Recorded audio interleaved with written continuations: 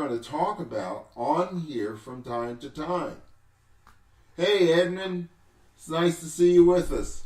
We're talking about the rates of pay for our active duty and how, with the new proposed increase in their pay rate, which is 2.6%, it's the equivalent of a nickel.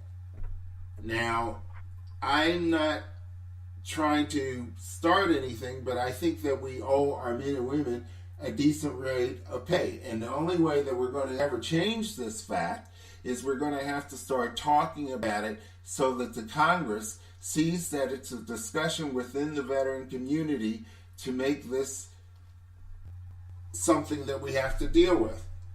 Because when you're trying to rear a family and you're in the military, you should not have to worry about how you're going to take care of your family while you're 5,000 miles away. Or the fact that they have to cut back because you also have to have enough money to be around anywhere on the globe in less than 23 hours. So one of the things that I like about doing this type of advocacy is the fact of the matter that when you get to the Congress, because I can't believe Stephanie is telling me about she wants to go to midwinter, but when you bring things like this to the Congress to talk to them about these issues, it shows that our community is in this together. The numbers that we see and different things like that, we bring these issues to them. Stephanie, what have been some of the past results we've gotten?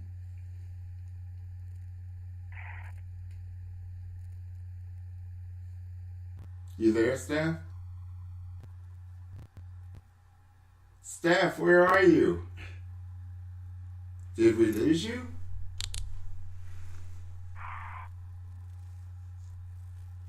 Hello? I wonder if we're still with her. See, we have a connection. But overall, when we go to see and we advocate for the veterans and the veteran community, we do our best.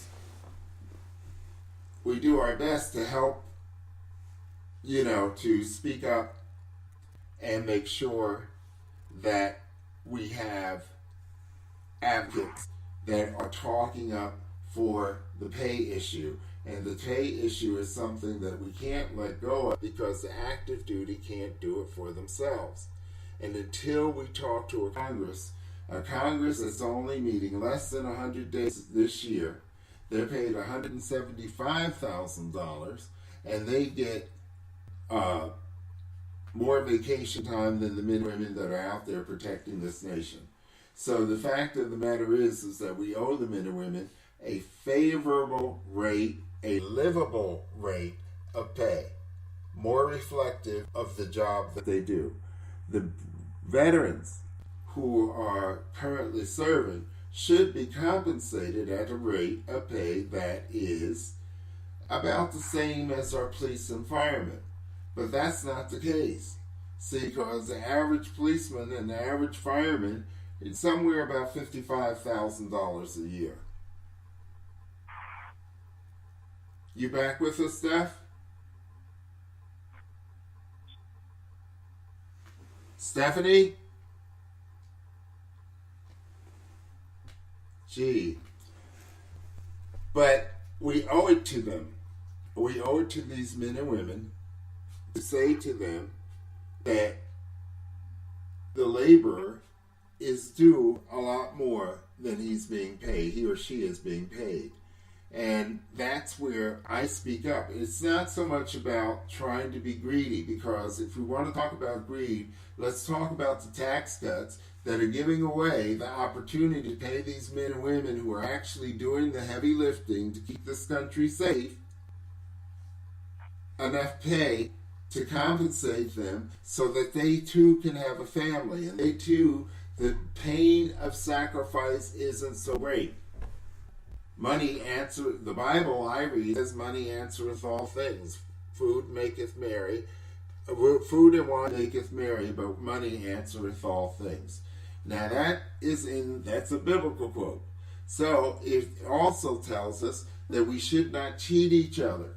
And if we're going to ask somebody to make a sacrifice, pay them a livable wage. I don't think that that's so unreasonable for anybody to ask of those that are willing to send us in harm's way.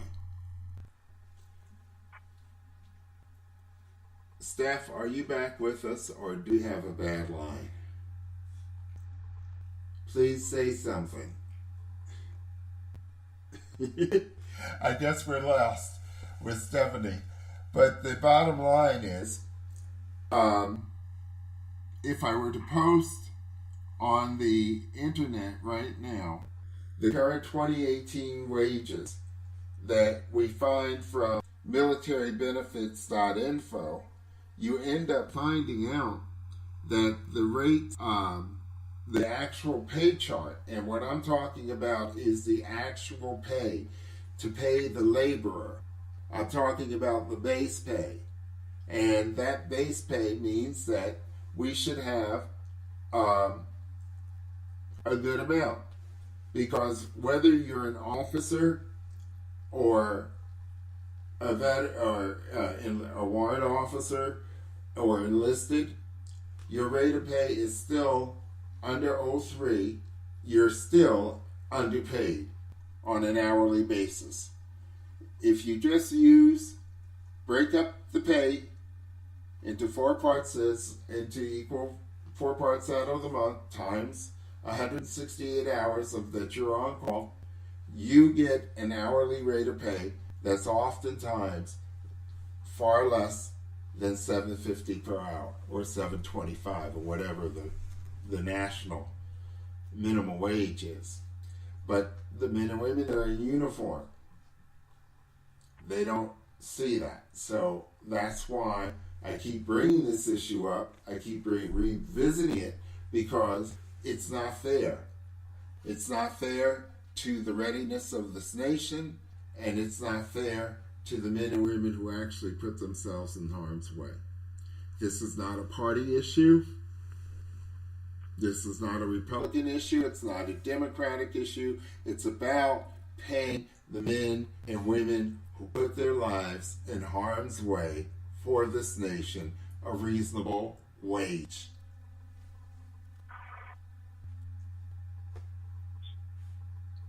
Steph, are you there? Hello? I guess we lost Stephanie. But that's what today's show is about. We're talking about that. We're talking about anything else. Steph, do you have anything you want to add before I end the session?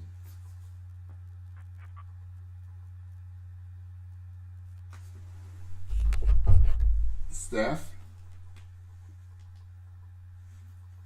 We still have a connection. She's still there. But it seems we can't hear you. Are you there?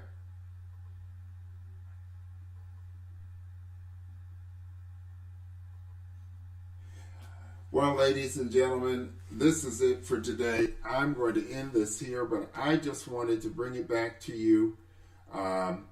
We posted an article the other day talking about the rate of pay, the proposed pay increase of 2.6%.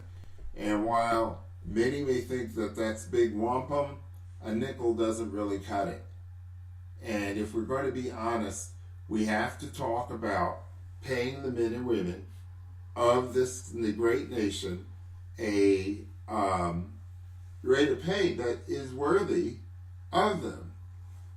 Jeez, this thing is really bothering me. We have to pay a rate of pay that's really worthy of them.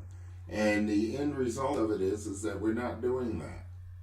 So I would like to ask everybody to consider calling their congressperson from wherever you are, and also the Armed Services Committee at 202-224-3121 and support our active duty by asking for a sizable increase in their salary.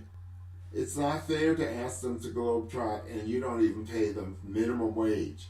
You know, even our generals could use a review of the amount of money that they're given. You know, if you're an O10 with 20 years in, you're paid $22.45 an hour for the same rate of pay. I think that these rates need to be reviewed. And I'm hoping that they will listen and give the men and women who are enlisted, who are warrant officers, and those below 03 a substantial raise. It's important that we have men and women that are able to handle their issues and to say to them that, you know, you deserve to be fairly compensated for what you're doing. We're training you to be the best. We ought to pay you to commensurate with the skills that we're teaching. And so that's what we have to speak up for those that can't speak for themselves. Well, folks, that's our Tuesday session. And I'd like to thank you for tuning in. I'm going to check out now, and we'll see you tomorrow. Watch out for that first step, Mac. It's a Lulu. Stephanie? Hello?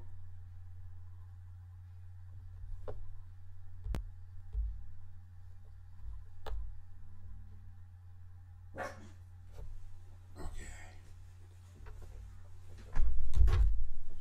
Steph?